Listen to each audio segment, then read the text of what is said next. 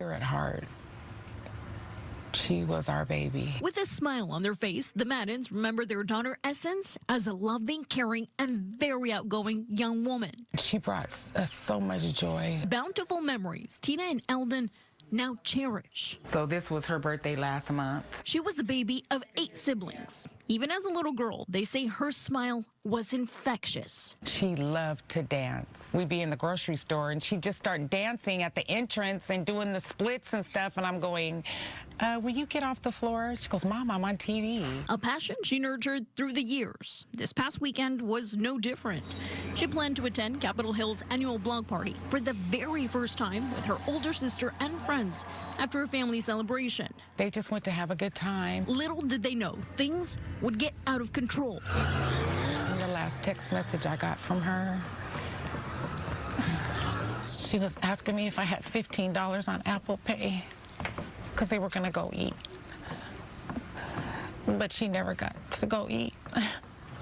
The car meet drew big crowds as drivers did burnouts. Newly released videos show officers being forced out. She was trying to leave, and she just didn't make it. Tense moment, which were followed by several gunshots, leaving 4 people hurt. She's just not a woman fighting for her life. It was Essence Green.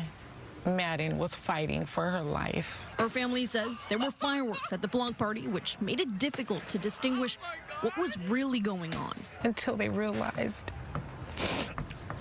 But then it was too late. Mom and Dad getting the call every parent dreads. Essence had been shot. I screamed from here to Harborview because I just prayed to God to spare my baby's life. The 20-year-old fought courageously. But God had other plans. It has been 2 weeks, and family and friends are still searching for 39-year-old Alicia Watts. Family members tell us Watts, who is from Moore County, was in Charlotte to see her boyfriend. She was also last seen on July the 16th. Today, a group of her loved ones searched across Charlotte, hoping to find any kind of clue to where she could be.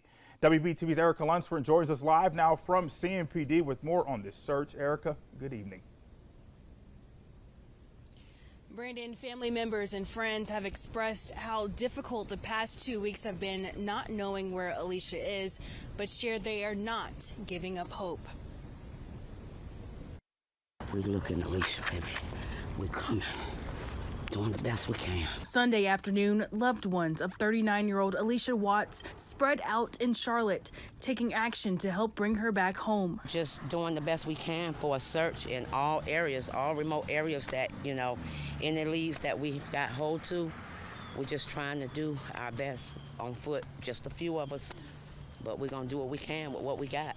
Vicki Brown and others searched near areas around Camp North End. I'm here along Woodward Avenue where family and friends of Alicia Watts spent their time searching for her. They searched through businesses and warehouses and even deserted lots like this behind me here, hanging up posters pleading for the community to help find Alicia Watts. Watts was last seen in Charlotte on July 16th. Family tells us she was in town from Moore County visiting her boyfriend who lived on Pamela Lorraine Drive. Pamela Lorraine Drive is where she was reported missing from. Police recently found her SUV at a DMV office in Anson County with a man believed to be her boyfriend unresponsive inside. Police have searched the home of the man who is said to be her boyfriend at least 2 times. We're not afraid to find her. We're afraid that as we go in these places that no one tries to harm us. Brown and others are hoping they find Watts soon. God be with us. God. In Polk County, 1 person is dead, another person is injured, and another person is in custody after an early morning shooting in Lakeland. 23-year-old Jamila Johnson was arrested early this morning. Johnson is being charged with possession of a firearm by a convicted felon. Johnson's arrest comes after a 25-year-old man was killed and a 48-year-old woman was critically injured outside of the Jade Fox Lounge on Lakeland Highlands Road.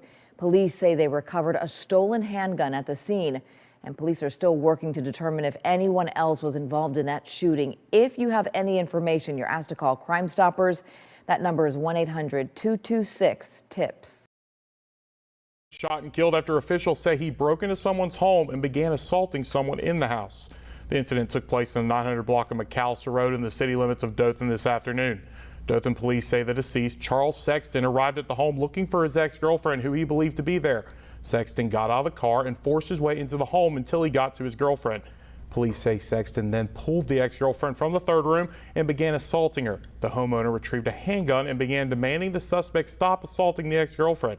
At that time, the suspect began to charge at the homeowner, who then shot him one time in the upper torso. He was later pronounced dead at the hospital. Officials say that currently there will be no charges against the homeowner for the death of Sexton due to him acting in self-defense on his own property, as well as protecting another individual. Tonight we are learning new information in the vicious dog attack that killed Dale County man over the weekend. WDHN's Robert Smith Jr. with the story. Vicious mixed breed dogs have been put down after Dale County law enforcement officials say they killed DeMarcus Sam McKenzie II Saturday morning. So with cooperation from the homeowner, we did get an order from the courts, and from the homeowner did consent to us taking possession of the dogs, and those dogs have already been euthanized. The euthanization comes after they found McKenzie unresponsive at a home in the 5500 block of County Road 33 in Skipperville. At first, the sheriff's office thought McKenzie may have been shot. We noticed the injuries. There was severe trauma to the head, so we did think that there was maybe a high-powered gunshot wound to the head.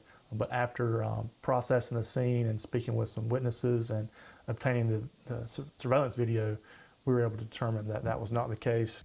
Instead, Sheriff Bynum says the video showed McKenzie leaving his acquaintance's house, who's the homeowner, a place he has been to before. But as he was leaving the house, a few dogs became aggressive towards him for some unknown reason. While panicking and trying to get away, he fell and more dogs got in on the chase, eventually ended up attacking him to death. Sheriff Bynum says overall it was 10 dogs involved.